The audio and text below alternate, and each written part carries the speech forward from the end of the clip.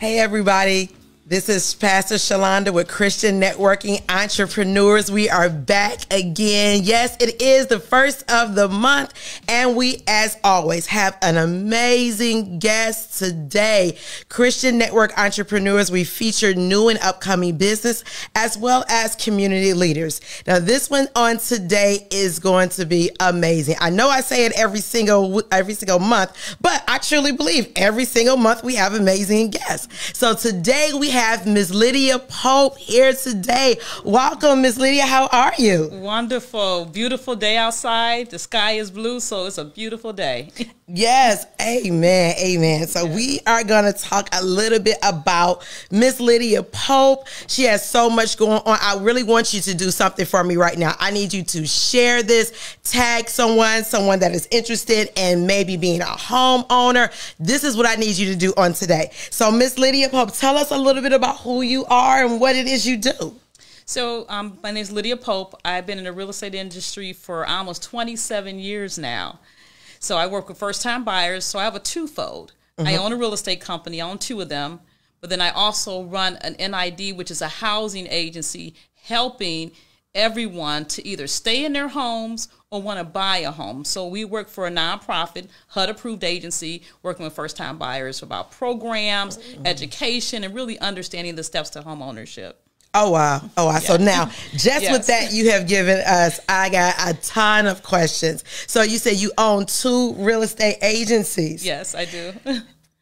Come on, everybody. That's just amazing in itself. So tell us a little bit about your journey. How did you get where you are?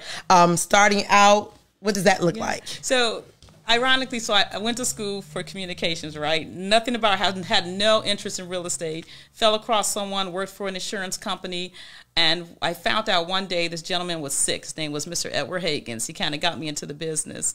And I said, I want to work for you. I was 18 then, went to college, working two jobs, taking care of my mom.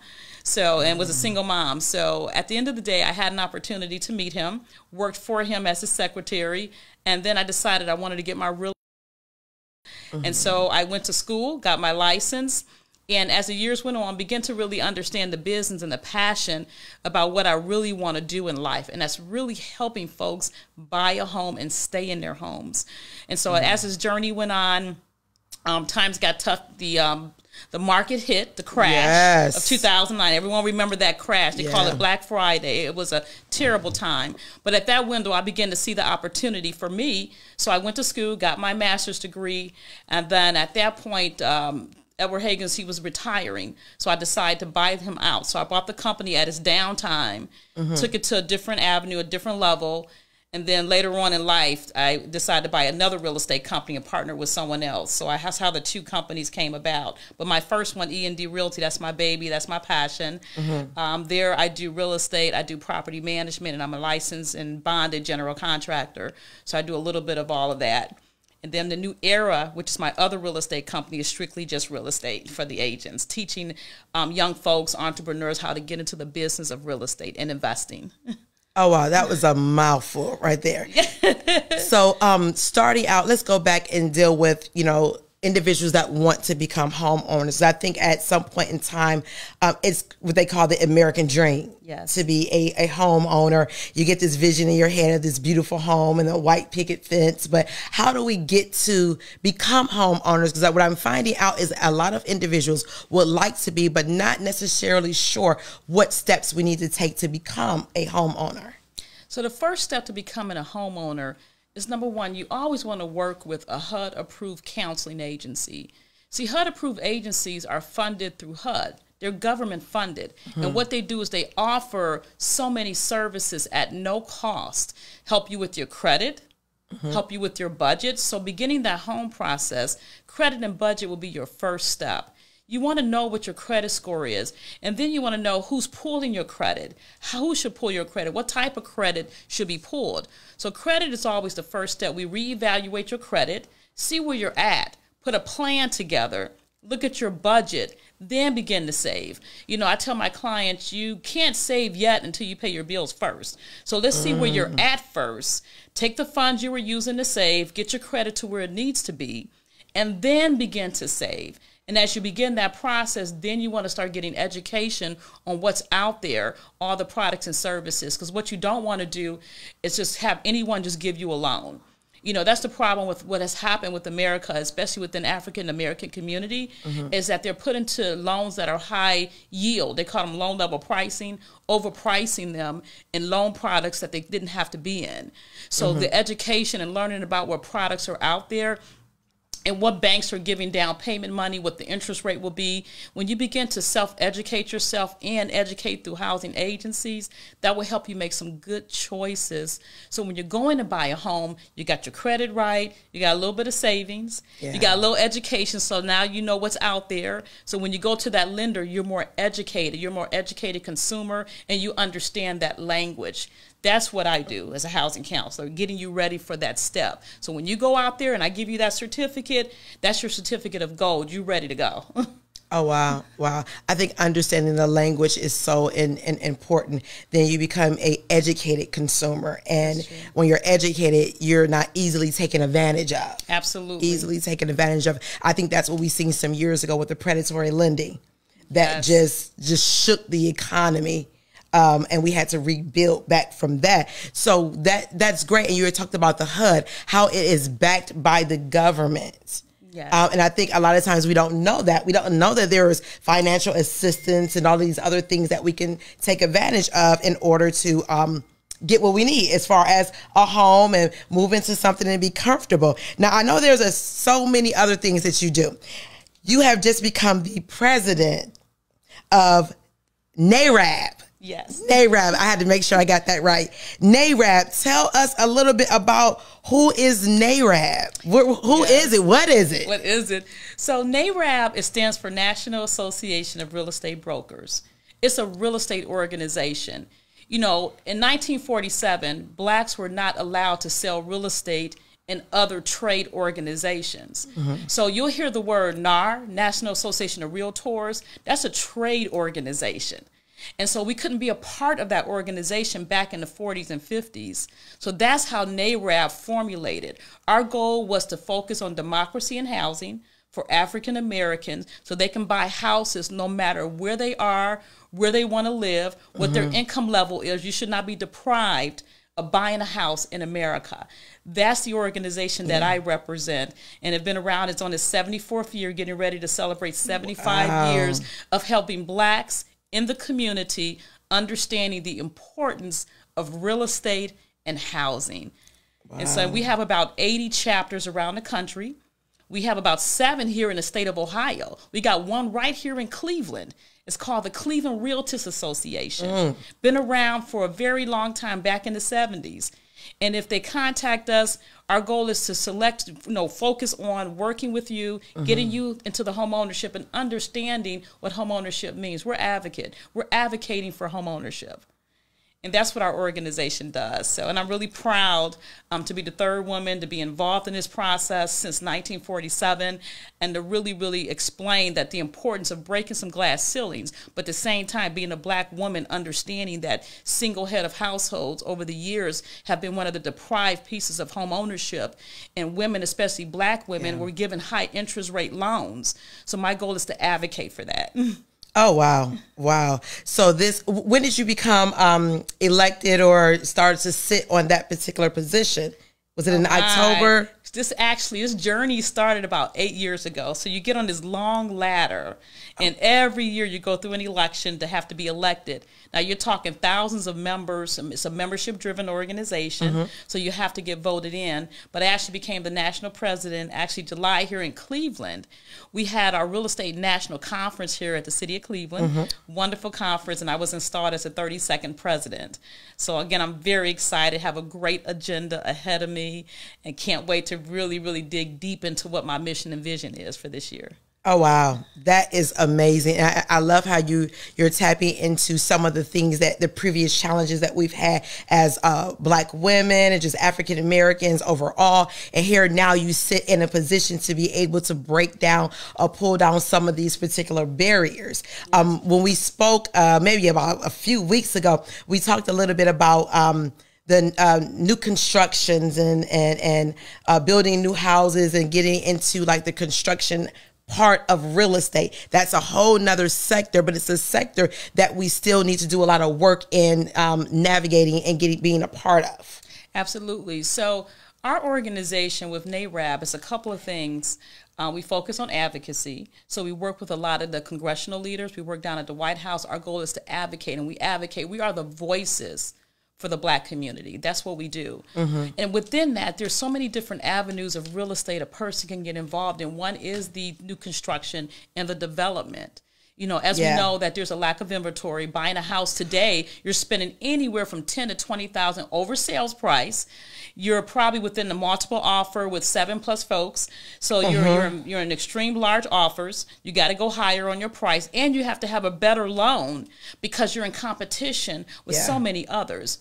Well, the goal of development is to begin to start building more properties, economic, and actually not just economic development, but generational wealth. The more that we build, the more inventory we have, the more that you can be able to have buyers that can buy homes and not have this heavy competition that's out there where you're getting placed out of an offer and then you get discouraged because then you look from house to house to house and you can't buy, because you have 7, 8 other offers that are conventional offers, 20% down. Some are paying cash. Then you have folks from out of state that are paying cash, that their money is different than ours. So it makes a big difference. Then you got the investors. So it's a slew of competition out there. You got to build more property. We need more property. Okay, so I had a friend that was looking to purchase a home like in the last 6 months. And what I am hearing is that there is nothing available. That is what I'm hearing. I'm hearing that people are paying above market price just to get into a home right now. And so if I'm hearing you correctly, it's because we need to build more. Is that? Absolutely. You know, and we're hoping, talking with HUD, the goal is to look for other avenues of inventory. You still have a lot of dilapidated properties that have not been, that's been sitting there. Well, what are we going to do about those dilapidated properties? We want to sell those to homeowners so they can then be able to get those fixed up, rehab, take out some 203K loans, which is a rehab loan for a homeowner, so they can be able to live there. So our challenge is the inventory, and until the government steps in and allows some of these properties that are HUD properties to get them on the market as quickly as possible, we have buyers out there that are losing their window. Their windows are caving in, either because they may have got another job or their income might be different. So we want to take advantage of the season, but it's hard to when there's no houses out there. So between development and bank-owned properties, you know, that's where we're looking at, because there's no properties out here for anyone. And you do see, oftentimes, you know, you drive down the street and you see all these abandoned homes, these abandoned buildings, and you would think to yourself, okay, why won't we just do something with those instead of just letting them just, you know, stay there and become what we call eyesores? Yeah, I drive by and I see these houses, and what I vision is a family being in that house. I'm like, wow, it's like you're leaving money on the table for a family that can buy this house at a super good price, fix it up, and be able to be a homeowner in the community. But when you go to look at these properties, it's not as easy. The owners are still living there. Some, they're still owning the property. Some are investors that just let the house go, and it hasn't gone through its foreclosure process, so they're still legally the owner. So I'm just hoping that within the city of Cleveland and in the outer suburbs, because it's just not Cleveland, it's everywhere, that, you know, at least our legislators and even our council folks here begin to find ways that we can be able to take advantage of some of those properties that are vacant. Because it's so important that it's home ownership, it's community.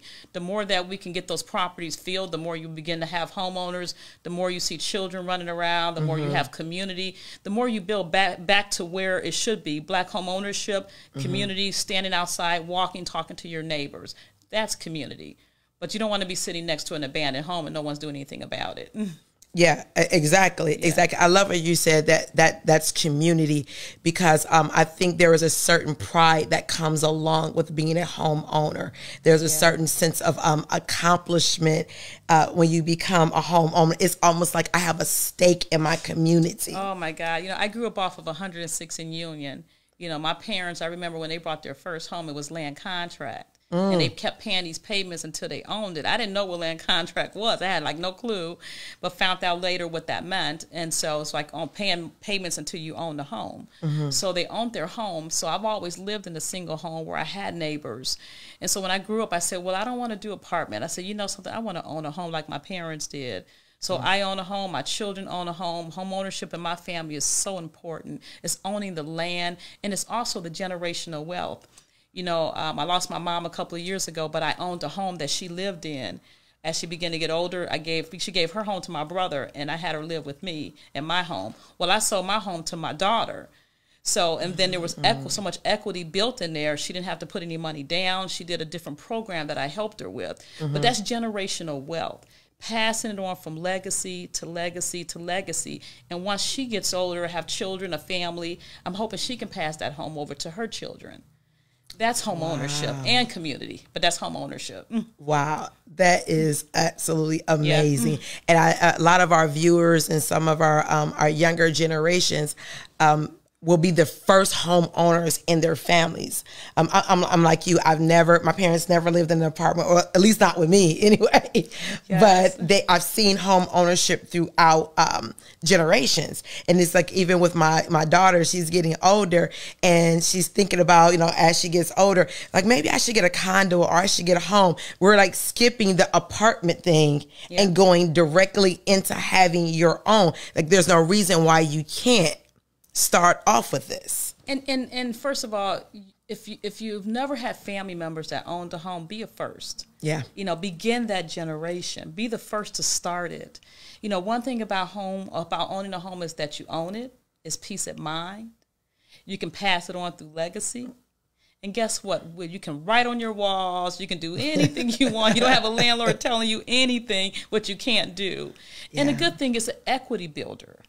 So you're just not paying the rent every month. You're buying something that's going to be able to have some financial stability later in life. You never know when things can happen, and you got to pull equity out of your home. I've had folks that brought investment properties using equity in their home, and that helped to build their wealth in their businesses. So sometimes you just need a little bit of that, but the best thing is the peace of mind. It's so many programs that's out here now that's for first-time home buyers, but the education is important, making sure that you just not use your money, but I call it other people's money. It's always good to use other people's money. Absolutely. And the state, the city, and the banks are offering down payment programs. Wow. So it's just a matter of getting educated, knowing who to talk to, and really understanding your direction. If you're ready to buy a home, sometimes I tell folks when I look at their credit, I said, you know, you may not be ready now, but let's do X, Y, and Z. I just don't tell them they're ready. I tell them what they need to do to get ready. As long as they follow the plan. I said, you want to do this once and you want to do it right. So take your time, understand it, because once you're in it, man, it's the best thing in the world to just sit on your own couch in your home, look out your window to your community, to your neighbors, in your garage with your car, right? With in your bedroom with your stuff. It's all yours. Yes. So we talked about the home ownership and how you guys are an advocate for individuals and generational wealth. I never really looked at generational wealth the way you've just described it.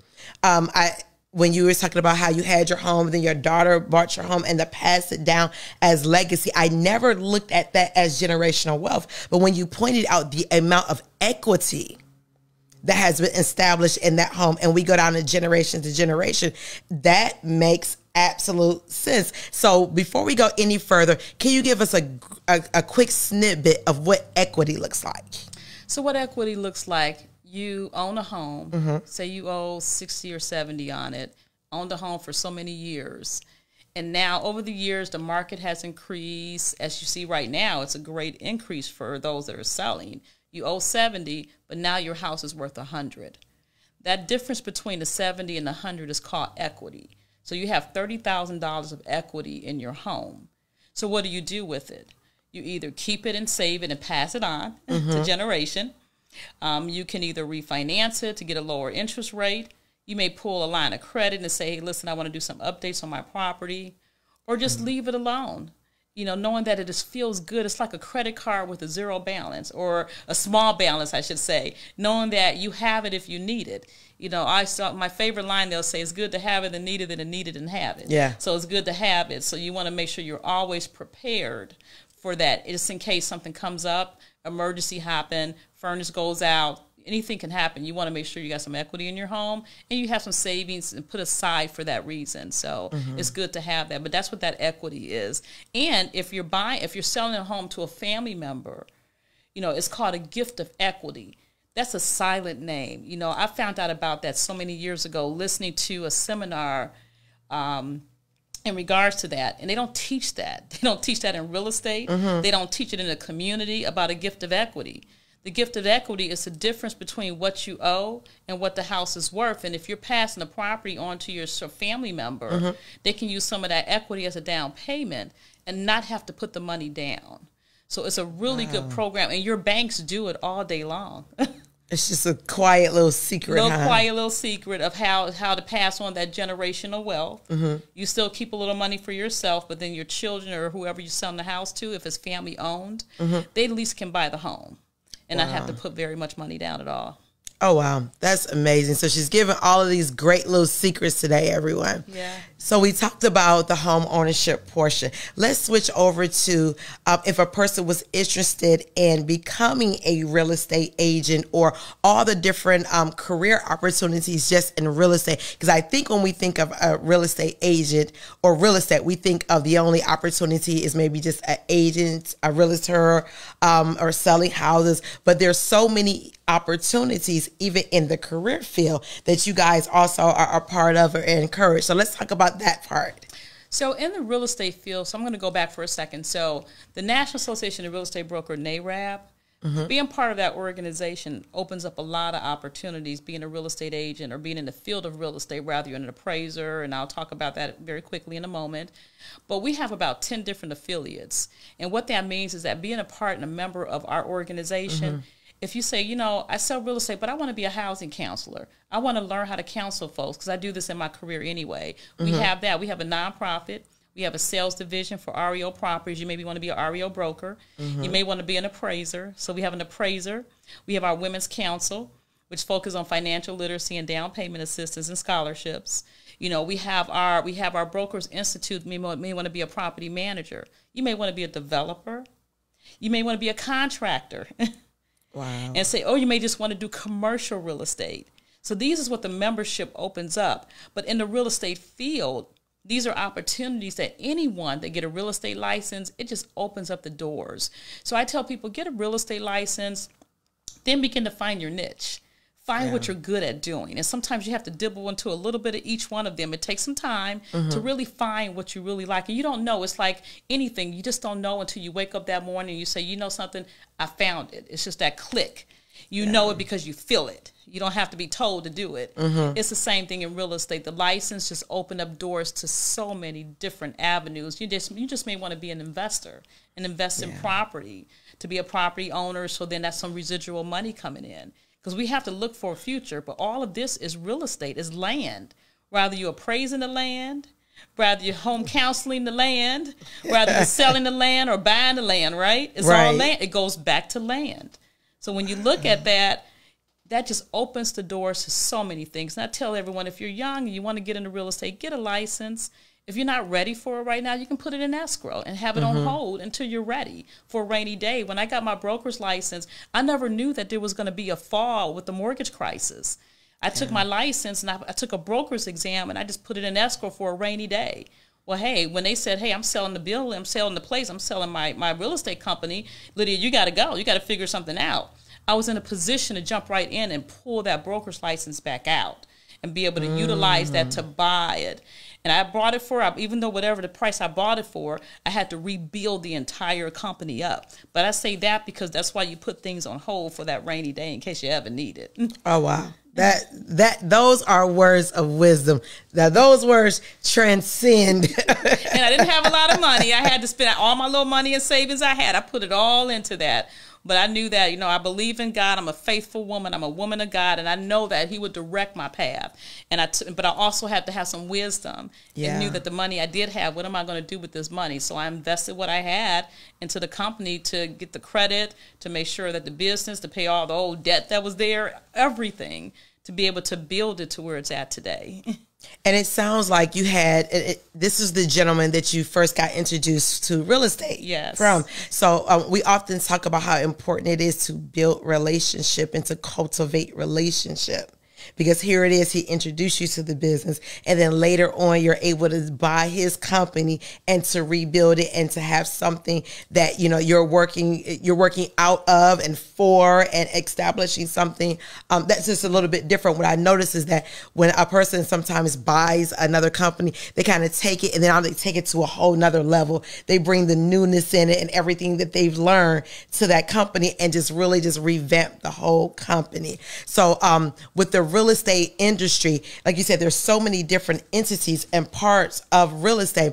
And what I've heard, you can correct me if I'm wrong, but one way to obtain wealth is land, simply just land. Yes. The more land we can acquire, whether it is investment property, whether it's just home ownership, that can trigger, that can institute wealth. Yes. It could institute wealth. I was introduced to mortgage and the mortgage industry several years ago. I got a job at like 22 years old at JP Morgan. And they did home equities and lines of credit. And this whole world opened up to me as to how real estate and home ownership really, really work. You were talking about equity earlier. I would see this happen so often that a person would have maybe a property, their home, and they would have like maybe a $80,000 line of credit with a zero balance. At that time, I had no idea what zero interest meant. Now I know zero interest, like where do you get that from? Yes. And they would utilize that line of credit. They would buy another property, maybe fix the property up. And within 30 days before that payment was due on that line of credit, they would have sold that property, paid the money back, and had no interest on it at all. And I was like, wait a minute, where is this world at? Yes. It's a great business to be in, being an investor and learning that business. You have to make sure you understand it, but it's a great business. But all that goes as a beginning with credit. Yeah. See, once you work on your credit, it opens up so many doors to opportunity. When I teach my classes, I do my home buyer workshops on a monthly basis. When I teach my workshops, I tell everyone, you're no longer, Pastor Sholanda, you're now a number. Yeah. Are you a 640? Are you a 720? Are you a 500? Who are you? That's the way the world looks at us. Yeah. So the credit score is so vital because it's going to open up a lot of doors to being able to get good interest rate, lower down payments, better credit rating, as well as interest rates for your home, for lines of credit. It just opens up a lot of doors. But you have to also be disciplined. So I tell people, start off small, baby step this. Don't get no $20,000 credit card. Just kind of baby step it, know how to handle it, and then let it grow and begin to build on it and make sure you can handle that. But owning the land and having those lines of credit and being able to flip a property, is what they would call it, to make the money to buy, pay off your line of credit and still have some cash flow. That's a great business. It's a great business, but you have to make sure you understand it. That's why I said so many avenues that you can dip into. It just makes you go crazy when you wake up and know, I can do this, I can do that. It's a lot to do, even with appraising. We have very few, we've been having a lot of challenges within the Black community on how the houses have been appraised. And so we have also a lack, we found out, of the industry. There's a small percentage of Blacks that are in the appraisal industry. So we're hoping that in the future that we can be able to have some Black folks go into appraising. It's a great field to be in. It pays very well. The banks subcontract out to you to do appraisals. But it's just bringing income and bringing wealth, within the community, but also building your business up. And you can be all that. You can work for a title company and be a notary signings. So the notary signing, my husband and I, we purchased our home a few years ago, but we sold another one. And the one that we sold, it was very different than we did some years ago, because I believe the title company sent an individual to our home. to sign. We were like, wait, we don't have to come to the title company. So they sent someone to, we signed all the paperwork or whatnot. Is that a notary, or is that, what avenue is that? Because I think that's relatively new. That's a business by itself. I introduced a friend to the business of notary, and man, she calls me and says, Lydia, I can't get enough business. So notary is a business within itself, because a lot of times the title companies don't have the time to manage signings, like closing closing your house, signing all the paperwork. So they'll subcontract a company or someone out to do that, and they pay you to do that service. So that's another business by itself. Now, you don't have to have a real estate license, but being in the real estate business just opens up the doors because you understand it now. Because as a real estate agent, we sit at the closings. We understand the closing disclosures and the loan estimates and all these documents that, that buyers and sellers have to sign. And I even take it a step further. When a person closes on their house and I had to go in between, and they have funds left over and they're using money to buy another house, make sure you that's why I had to give that caveat. Make sure you go to a tax person, because that difference of that money, you pay taxes on. Yeah. So I'm hoping that they'll consider like a 1031 tax exchange, so those funds can go to the other house without paying all those taxes. So, but that's what being in real estate does. It teaches you all these small things that can become bigger things later. And even when you do your own property, you know how to sell your own property. When I bought my property, I got paid my commission off my own property. So just buying it, but I made money to buy my own house. Wow. So, but it makes sense. Yeah. All because of having that license. So it makes a whole lot of sense. Even if I may not do real estate a lot and I decide I don't want to go into that field anymore, I would always have that license, because it's always good to have it. So the people that we bought our home from, they did it so smart. When I look back in hindsight, I was like, oh, they did it well. So the wife was the real estate agent and the husband was a developer. Oh yeah, absolutely. And I was like, oh, this is genius. How on both sides of the fence. Both sides of every dollar stayed in the family. Keep it in the family. And then some real estate companies have an interest in the title companies, and they get also income from the title company too, having stock or interest in it. Wow. Yeah. So, and the same thing with mortgages, you just never know. So it's a field that anyone can be a part of, as long as they get the education, follow the rules of whatever that field of study is, and become an entrepreneur at it. And one thing about it too is being deciding to be a real estate agent or an appraiser or a developer, all of those different avenues. When it comes to education, one thing I found that it's not 4 years of school. Yeah, correct. It's not, 8 years to be a doctor. It's not that. It's simply going to whatever institution offers those classes, getting those classes, and then positioning yourself with the correct broker. Am I correct? That's correct. Yep. So it's 4 classes that you take. Once you take the 4 classes, as long as you have a high school diploma for real estate sales, you can sit in on the test. But part of that is having someone who's going to sign off for you, who's going to vouch for you. It's they call a broker. So that would be your broker. Whatever company you're going to work with is that company that will sign off on your application and says, you can work underneath my agency once your license gets accepted, once you take the test, once you pass it, you'll be coming over to our agency to work for us. So, but you have to have a sponsor in order to be able to take the test. They won't even let you sit in on a test unless you have a broker that's going to represent you. Got it. And that would be you. Yeah, exactly. And that would be me. That would be me. That would be you. Okay, so another area I wanted to talk about a little bit is the developer side. Give a little insight on the developing side. So developing, and that's one of our initiatives we have at our national organization. We have where we're putting together a developers academy. I have 5 pillars that I've been working on for the last couple of months. That's going into my 2-year administration. My 5 pillars are faith-based and civic engagement. We work with the churches. My second one is WIRE, Women Investing in Real Estate. Then we have generational wealth, government relations, where we advocate. And then we definitely have what we call our biggest thing is dealing with the millennials. So with that in our equity and inclusion. But the WIRE, the Women Investing in Real Estate, we're looking at a developers academy beginning February of 2022. And it's teaching Black women who are general contractors to understand the field of development. See, development, there's so much land out here, but who's developing? And then there's funding out here. How would you get those type of fundings? Because development, we need more properties. It goes back to inventory. No inventory, we need more properties. So the only way to get properties is to develop residential land, residential properties. And then that's finding the land, knowing how to develop that, knowing how to build that. understanding what it's going to take, not just to build it, but the government fundings and the funders that will help you to build it. But development is one of the biggest things that, to my mind, will be a great way, especially for the city of Cleveland with all the land that we have, is to begin really opening more developers, not just developers, but Black developers. Okay. It's not enough of us that are into the field of development. I've met a young lady over the weekend. Oh my gosh, she's a developer, wonderful developer. I had some good conversation with her, and it was just wonderful to know that we do have some Black women developers out here that are really helping to build a home ownership, and not just doing that, but having programs, tax abatements. So when you do buy these properties, you have some type of incentives to help you purchase them. But we definitely do need that. But the problem with that is that, again, the land, trying to get the land with the city. Yeah. But I'm hoping that in the future that they will expand this development process within the city of Cleveland. I've kind of been hearing the bug ears, and whoever the new mayor is going to be next, I'm sure that's very high on their list due to the lack of inventory that's out here.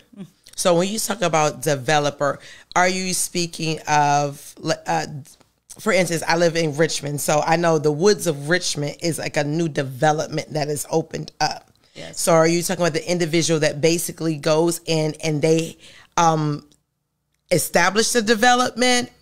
Yes, so it goes both ways. On a community side, it's just buying one of those developments is a good thing to go, because sometimes they give incentives. But if you're on the real estate side looking to go into development, you want to definitely educate yourself. That's why having that real estate license is going to be extremely important and even mandatory with some developers. So development is taking some land and then looking at the sketch, working with the city, and developing and building the properties up to fit the code of the city.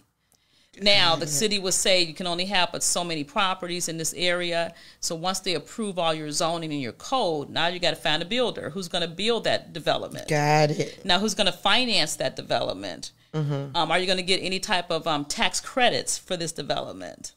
So it's a whole piece to this, and it's a whole business within itself that can be very profitable.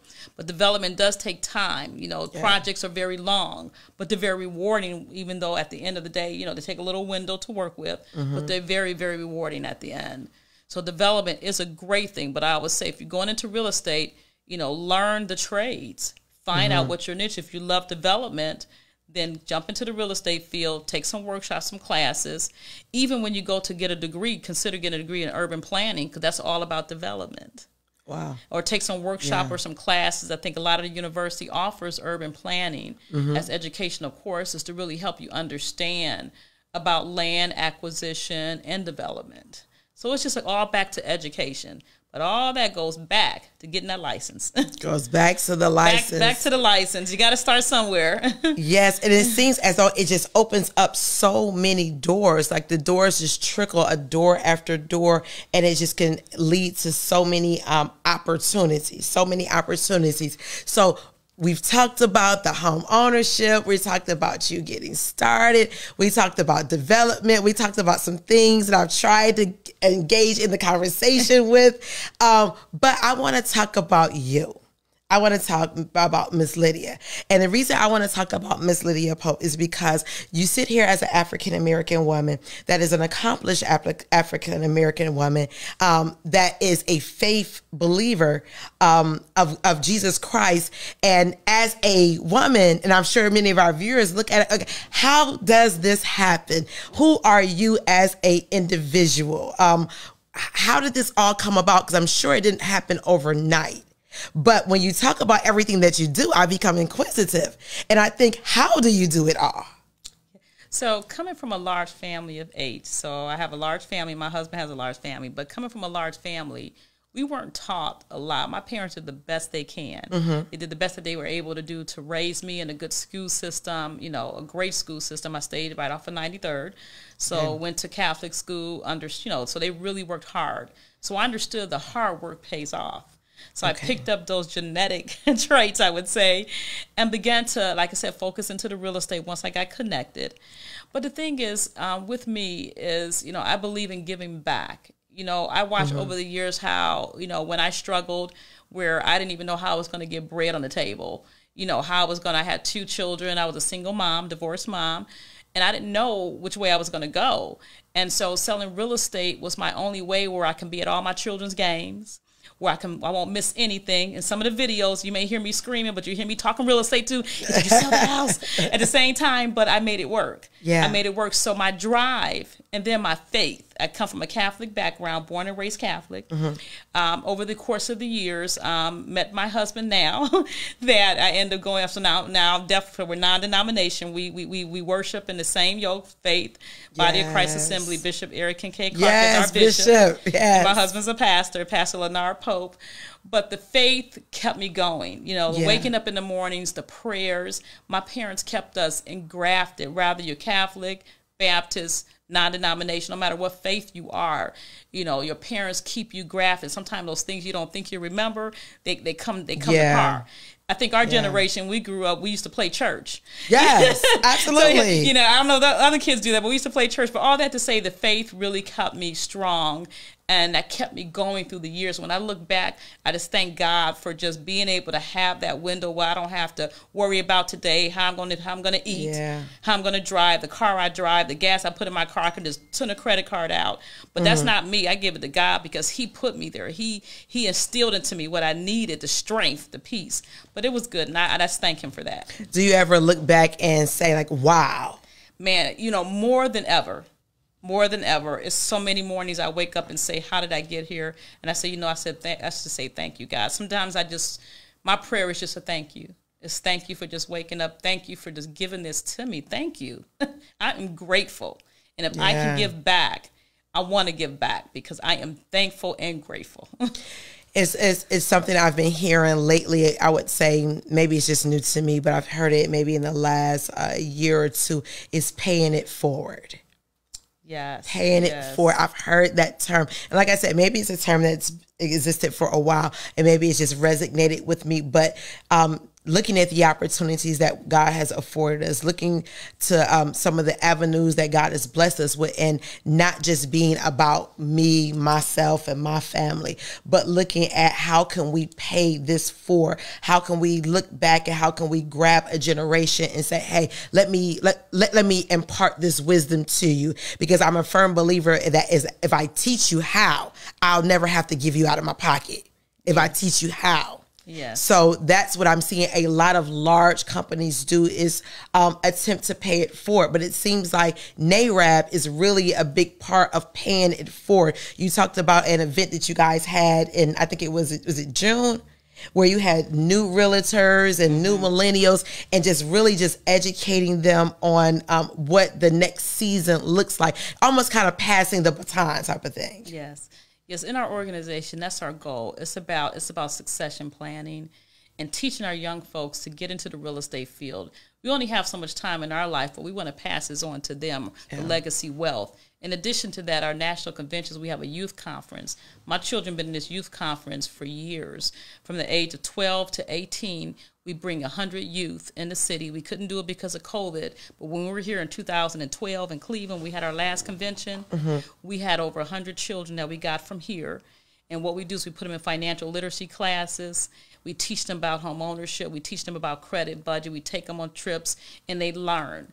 And that's all about teaching the youth how to become entrepreneurs, knowing about budgeting and credit, and knowing about how to work with your bank account. And for the youth, we actually gave them a little cash. They spend their money. They had some fun, but it's the beginning of something. And being in a business environment, we put them around us. They got a chance to sit in our classes. They got a chance to watch how adults work in the real estate field, and they got a chance to see something like, I want to be like her when I grow up kind of person. Yeah. So we put them in that environment so they can see it versus hearing it or seeing it on TV all the time. It was live.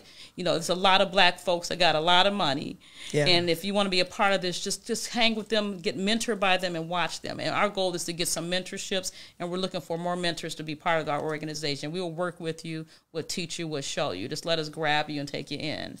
Wow, that is absolutely amazing. One thing I found out actually just this year, I think we talked about some of the classes in high school that they don't offer certain classes, but this year my daughter was telling me about a course that she was taking in high school. She's a senior, which made sense. And it's like, I think they call it personal accountability or whatnot. And she was explaining to me about how they're learning about their bank accounts and how they're learning about just the regular living and what it takes to, just not survive, because I don't believe in just surviving, but to excel in the business arena. And I thought that was really amazing. So she was like, Mommy, have you ever heard of this type of account? And I almost laughed, like, of course I heard of it. But as a kid, it was like so brand new to her about the different avenues of how money actually works and how financing actually works and what interest looks like and what budgeting looks like. So I have one daughter, she has a little business, and my other daughter learned about budgeting, and she was trying to get something. So she literally went to my one daughter and said, can you write me out a budget? And she was like, oh yeah. I was like, yes. At 15 and 16 years old, when I learned as an adult, they're learning now. But there's so much learning in that. When I took over the real estate company, before I took over the real estate company, when my children were young, so summertime, I used to take them and a few of their friends. They used to laugh. They used to hate this. I would put them on these E&D T-shirts, right? And their summer job, they had a summer job because they wanted some little candy money. They had to work. Yeah. But they worked at my office under me. So in the summertime, I would have them filing. I taught my son and daughter how to write checks. They would help me write bills out. So I was teaching them early. And then when I would speak at like all these different events, they hated Martin Luther King Day because I would have to have them speak. They had to speak in front of so many people. So I started engaging them into the business. Not that they want to be into that business, but the fact of the matter is about learning how to speak, talk, articulate, learning how to write a check, understanding about the business concept. And as they got older, they said, some Mom, I appreciate it. I thank you. They had a chance to speak at my installation, and just their articulation and the way they carry themselves today couldn't make me more prouder to be a mom and watch how they groomed. And so all those years of summer school at my office, but no matter what office you have, or even if you're working from home, your children allowance, have them do something to make it feel like a business for them, that they're earning that, because as they get older, they'll appreciate a little more. Yeah, that is absolutely amazing. Yeah. I think it's so important being able to articulate a thought. Yeah. And one thing I would always tell my kids is that if someone asks you your name, say your name like it's your name with that type of confidence. So I'm sure having your kids speak in front of others gives you confidence that you can speak in front of other people, and you're not shy or you're not extremely timid. Yeah. Yes, yes. Yeah, for sure. Because this world has a lot to offer, and sometimes some things can be intimidating. So to teach a child early how not to be intimidated and to be comfortable in your own skin and who you are, that right there, money cannot buy and money cannot give. Absolutely. It's all understanding the mastery of listening and the mastery of understanding how to articulate. But that's all comes in time and practice. Yes. And so, and the best people to practice on is your parents who practice with you. So, and put you out there, because we love to put our children out there in front of everybody and anything. So that's always a good way to start. But learning that skill is going to really take you a lot of places. And it's a skill, and you have to learn it. It takes time. And I think that you said that you have to learn it. So if it's a challenge currently, just keep practicing and working at it. And eventually you'll find yourself I tell my kids, you'll wake up one day and you just have it. You don't know when you got it, but you've been practicing. You'll have it. Listen, my yearbook in 1984, in 8th grade, I was noticed as the shyest person in school. So I wouldn't talk. I wouldn't speak to anyone. Even growing up in high school, I wouldn't talk. But again, I began to shake myself out of it little by little. Yeah. And the real estate is what shook me out of this. So I say that because sometimes you just got to go forward and do it. Because then you'll begin to hear yourself talk. Then you say, oh, it didn't sound too good when I said that. And then you'll begin to say it again. And even sometimes I'll catch myself, because even in the world that I'm in, being a national president of this association, I'm in front of, congressional folks all day long, political folks, and it's all about the politics and the advocacy. So when you talk to someone like the Secretary of HUD, Marcia Fudge, and then you deal with someone like Maxine Waters, Congresswoman Maxine Waters, and Clyburn, and all the other different senators and congressional people that we have to talk through in front of thousands of folks at different conferences, you have to really understand their articulation. So now that's a new learning skill that I have to pick up and increase that level of articulation when you're dealing with that whole nother area of space, that now you got to get re-educated into the politics of America and what's happening with that, and are you abreast of that?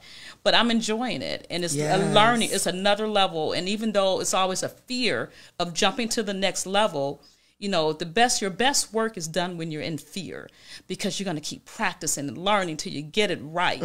So don't be, even though you're afraid to do it, go on a limb, do it. Because guess what? Tomorrow going to still be there, and you'll wake up still the same person. But guess what? You're going to build your skill level even better. Oh, wow. That's amazing. I love that. Do it in fear. Do it in apprehension. Just do it. I think it's a difference between being apprehensive and just never doing it, opposed to saying, you know what, I'm going to challenge myself in this area. I think it's also an area where confidence is definitely built. When you say, you know what, this is something I'm not familiar with, but this is something that I've been called to do. Because I believe the area that you're in, I'm called to do it. When you do something that you would do for free, but you have to get paid for it because you got to eat. Yes. Yeah, my husband always tells me that. He runs a nonprofit, Man Talk, but that's one of his best things. And he always tells me, don't let the fear take you in a different direction. Oh, wow. So yeah, just get in there and do it. Tell the story. Tell the story. Wow. So we're down to our last about 9 or 10 minutes or so. What do you want our viewers to walk away with, and concerning NAREB, concerning yourself? Just what do you want our viewers to walk away with today? So for the organization, if you have an interest in becoming a real estate agent, want to know a little bit about what it takes to do this, contact us. We have a website, NAREB.com. That's NAREB.com. And you can look on our website. We have so much information. It'll tell you who all the local chapters are that's near your city, who you can contact and get information. Now, if you're looking to just find a real estate agent here in Cleveland, and you have questions about that, because I'm a NAREB president, I never forget where I come from.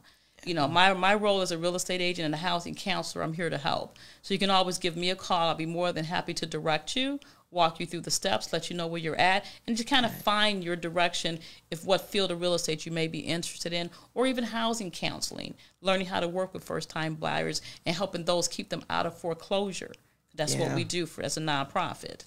So you want to stay in your home, not just sell your home. Yes. So you're saying stay in your home and not just stay there for a few years and just sell it. Yeah, because if a person losing their house in foreclosure, you want to help them stay in their home. There's programs out there that would help you so that you wouldn't have to move. Sometimes we get that fear of opening up that letter because we know we're behind on our payment. Don't be afraid. Open it up. Call a housing counselor. They're all on the HUD website. That's why you know you're with a legitimate company. HUD.gov has a website that you can just click in, housing counselor. It'll tell you what housing counselors are certified in that area. So you want to make sure they're HUD-approved counselor who's going to help you to stay in your home but don't be afraid to open up the mail, because sometimes it gets intimidating. Yes. Because they give you these big red letters or black letters and say, you don't pay by this, we're going to foreclose. Foreclosure is a process and it takes time. But those first 30, 60 days are crucial. So let us know. We're here to help you.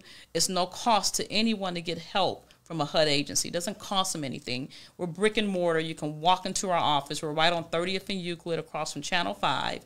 You can walk right into our office and get some help. So I say that, or any HUD agency that's in your area. So yeah, so stay in your home. And then as you begin to sustain, maybe later in life you may say, hey, listen, I'm ready for a new fresh start and I want to sell my home. Then that will be your other second option.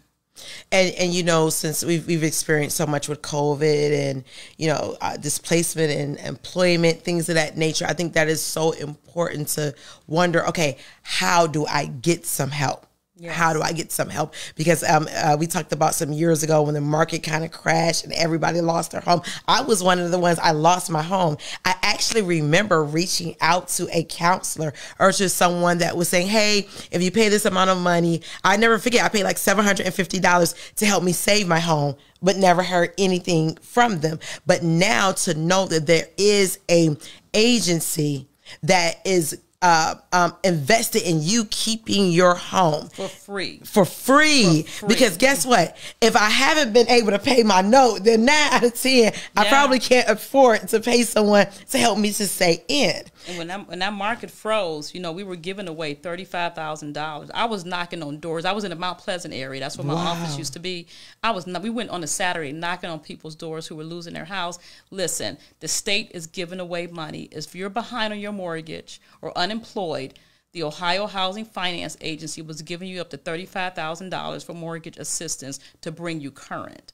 We knocked on the doors. We did everything we could in the Black community because we wanted to make sure that they keep their homes and not have to pay for the service of having someone to do that. We've saved so many homes just doing that. And last thing, I remember a young lady from my church, she didn't know what to do. She woke up one morning. She came to my office. She owed like a little over $30,000 on her mortgage with Aquin. And I don't have a problem saying the name of the company, Aquin. And so I sat down with her. We contacted the company. We did a settlement. I contacted Ohio Housing Finance, and they were able to pay her whole mortgage off. So till this day, she owns her house debt-free, no mortgage. And I say that because sometimes you don't know who to ask and what to do. HUD.gov, HUD website, housing counselor, don't cost you nothing. For buying a home, selling a home, losing your home. That's the best thing to do because they offer resources. Oh, wow. Oh, wow. This was so amazing. You are just a wealth of information. We are so glad that you are in your positioning. We are so glad that you are advocating for all type of people. For generational wealth. We want to thank you so much for being on the show.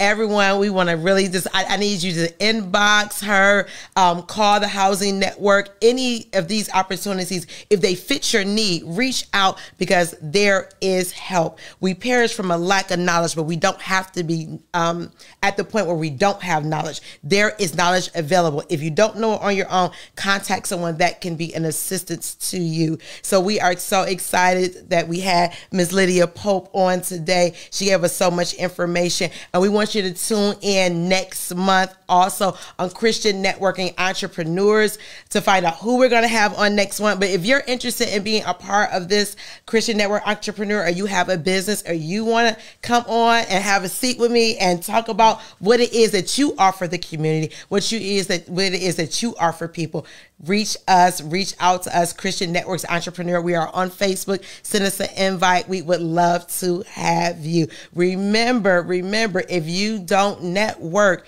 you don't work. Have a good day. Thanks.